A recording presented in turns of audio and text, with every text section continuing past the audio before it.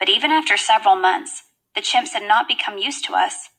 They ran off if we got anywhere near to them. I begged the game ranger to let me move about the forest by myself. I promised that I would always tell Rashidi in which direction I was going, so that he would know where to look for me if I failed to turn up in the evening. The game ranger finally gave in. At last, I could make friends with the chimpanzees in my own way. Every morning, I got up when I heard the alarm clock at 5:30 a.m. I ate a couple of slices of bread and had a cup of coffee from the thermos flask. Then I set off, climbing to where I thought the chimps might be. Most often, I went to the peak. I discovered that from this high place, I had a splendid view in all directions. I could see chimps moving in the trees, and I could hear if they called. At first, I watched from afar, through my binoculars, and never tried to get close. I knew that if I did, the chimps would run silently away. Gradually, I began to learn about the chimps' home and how they lived.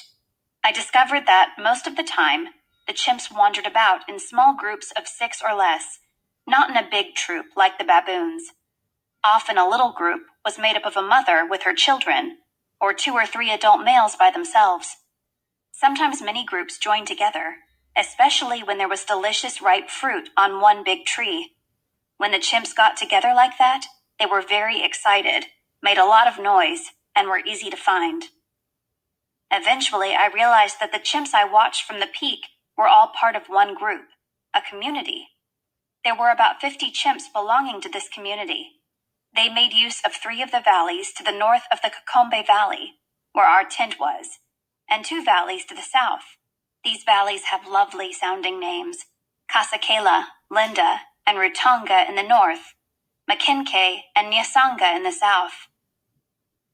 From the peak, I noted which trees the chimps were feeding in, and then, when they had gone, I scrambled down and collected some of the leaves, flowers, or fruits so they could be identified later.